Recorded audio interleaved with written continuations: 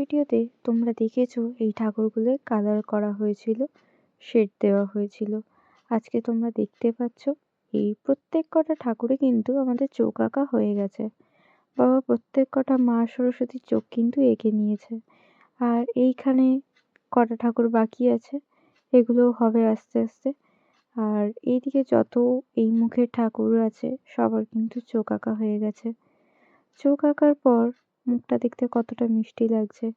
আর এই বুদ্ধ মূর্তি ৩টে বাকি আছে, বুদ্ধ মূর্তি ৩টেতে খুব তাড়াতাড়ি কাজ হবে। এই বছর আমাদের বাড়িতে ৬৬টা মা সরস্বতী তৈরি হয়েছে। আর আপনারা শুরু থেকে কিন্তু সব কাজটাই দেখছেন।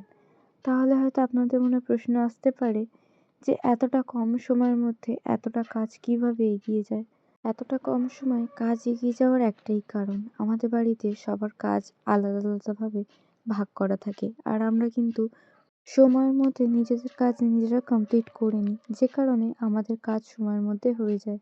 আমাদের কোনো কারিগর বা লেবার নেই, আমরা নিজেরাই সব কিছু করি। তাও দেখো আমাদের কিন্তু প্রত্যেক কটা ঠাকুরের ফুল বডি কমপ্লিট হয়, স্টেপ বাই স্টেপ যেমনভাবে কাজ হয় সেরকমভাবে আমরা পুরো কাজটা কমপ্লিট করি।